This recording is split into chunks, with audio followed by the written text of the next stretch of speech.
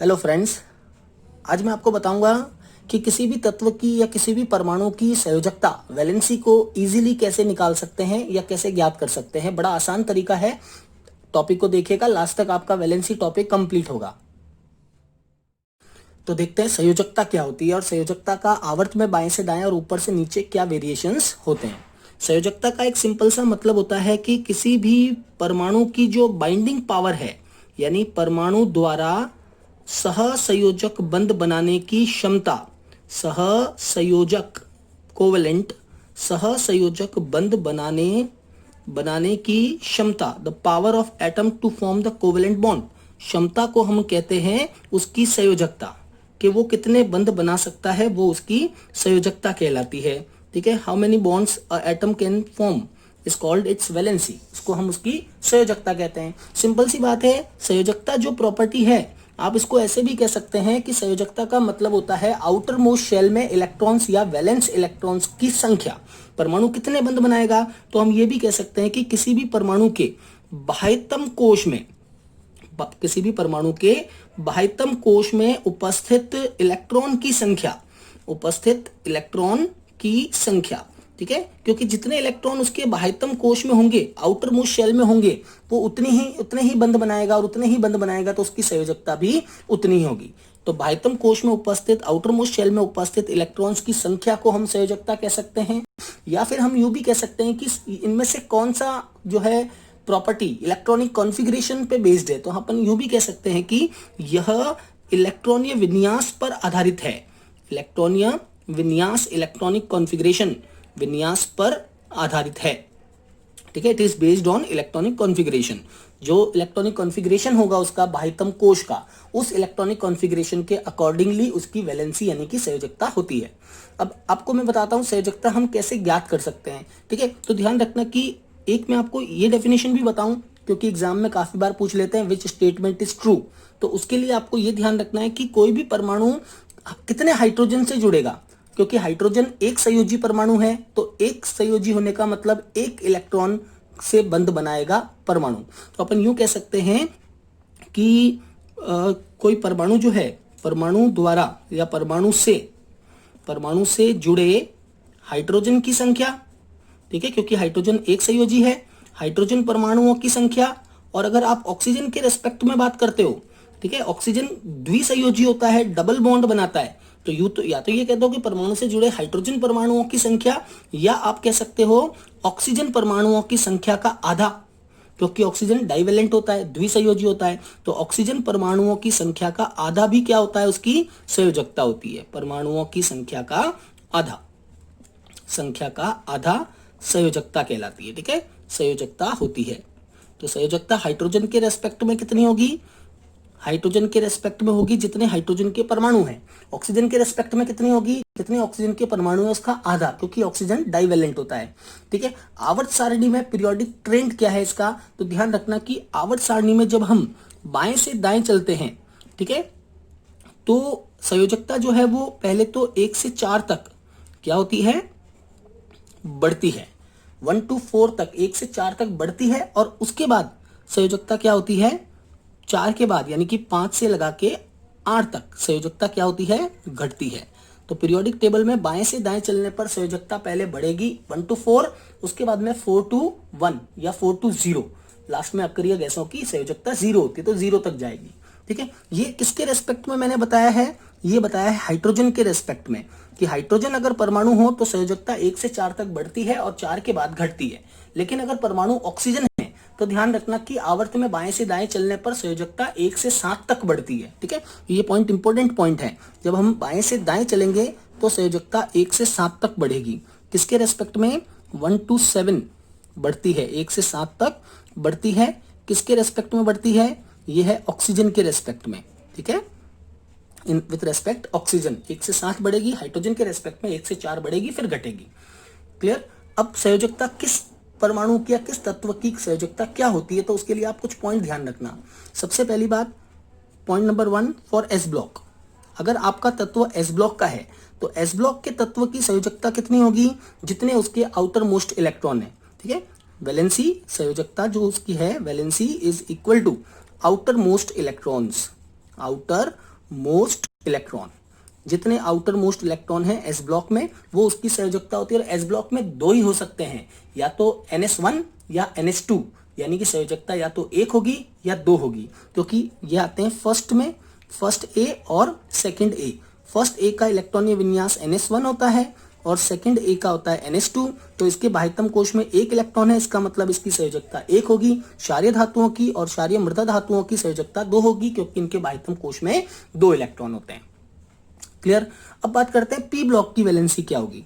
P block की valency के लिए आपको ध्यान रखना है कि इनकी जो वैलेंसी है, वैलेंसी वो इक्वल होती है जो इनके आउटर मोस्ट इलेक्ट्रॉन है -8। Outer most electron -8। ठीक, आउटर मोस्ट इलेक्ट्रॉन में से 8 को माइनस कर दो तो जो नंबर आएगा वो इनकी वैलेंसी होती है।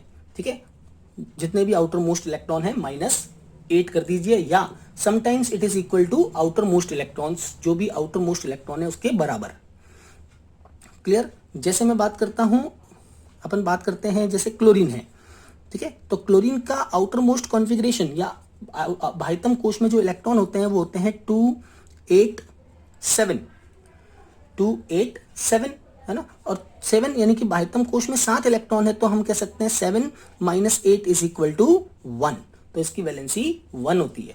अब ध्यान रखना, वैलेंसी कभी भी जो है माइनस या प्लस में नहीं होती है, वैलेंसी हम उसको 1 ही कहेंगे। माइनस या प्लस में होता है oxidation number. Valency is 1 to 1। Clear. Valency कभी भी प्लस में या माइनस में शो नहीं करते हैं, ऑक्सीडेशन नंबर को प्लस में या माइनस में शो करते हैं। क्लियर। आगे बात करते हैं।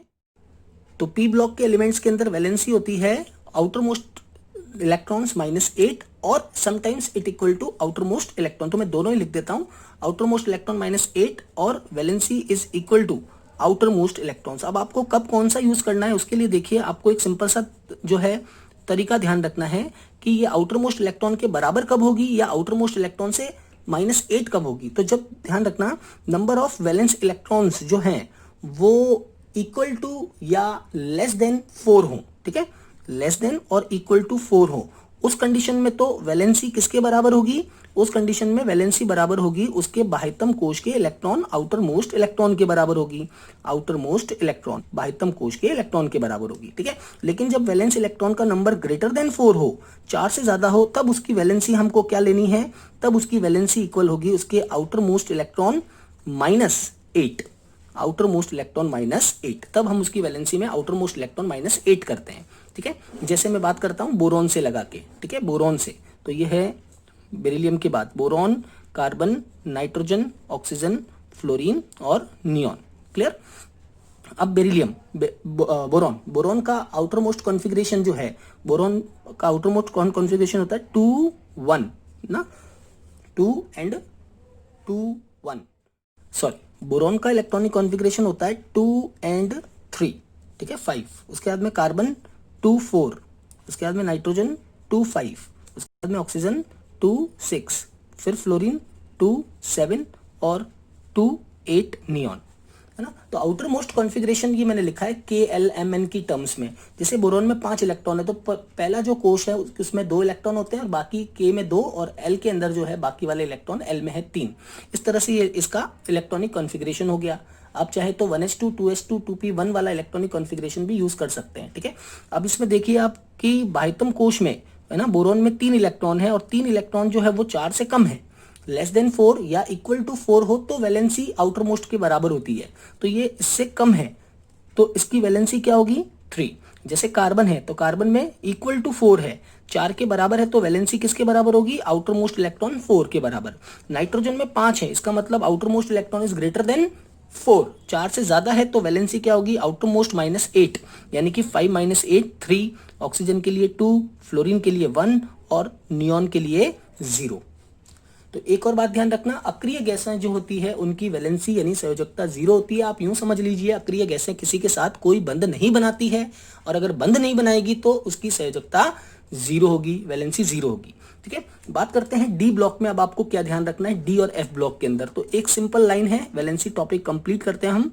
लास्ट लाइन आपको ये याद रखनी है कि जो डी ब्लॉक के एलिमेंट्स होते हैं, डी ब्लॉक, ठीक है, डी ब्लॉक एलिमेंट्स, इनके अंदर वेरिएबल परिवर्तनशील ऑक्सीकरण अवस्था होती है। वेरिएबल ऑक्सीकरण अवस्था इसलिए होती है क्योंकि इनके अंदर रिक्त डी कक्षक होते हैं, वेकेंट डी ऑर्बिटल। तो यहां ध्यान रखना कि अगर डी ब्लॉक का कोई भी तत्व है तो उसकी संयोजकता फिक्स नहीं होती है, उसे हम बोलते हैं परिवर्तनशील संयोजकता, वेरिएबल वैलेंसी परिवर्तनशील संयोजकता।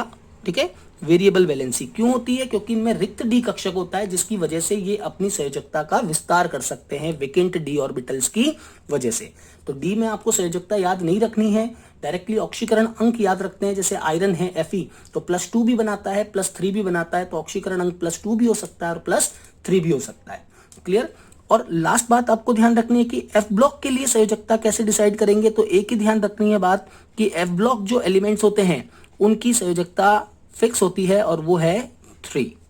ठीक है, F ब्लॉक एलिमेंट की मेन संयोजकता 3 होती है। ये भी एल्यूमिनियम के समान या जो है बोरोन की तरह ये भी 3 वैलेंसी रखते हैं। ज्यादातर इनके अणु जो है वो 3 संयोजकताओं से ही ज्यादातर इनके अणु बने होते हैं। तो F ब्लॉक एलिमेंट की वैलेंसी 3 होती है, मेन वैलेंसी। डायरेक्ट क्वेश्चन पूछते हैं एग्जाम में, F ब्लॉक यानी लेंथेनॉइड और एक्टिनॉइड की मुख्य संयोजकता क्या होती है? तो मुख्य संयोजकता इनकी मेन वैलेंसी 3 होती है। ज्यादातर संयोजकता का जो उतार चढ़ाव होता है वो S और P ब्लॉक में, S ब्लॉक में भी नहीं होता, P ब्लॉक के अंदर ज्यादातर उतार चढ़ाव होता है। तो P ब्लॉक के लिए संयोजकता को याद रखना पड़ता है, अदरवाइज संयोजकता याद नहीं रखनी पड़ती है। आज के लिए इतना ही। Thank you very much.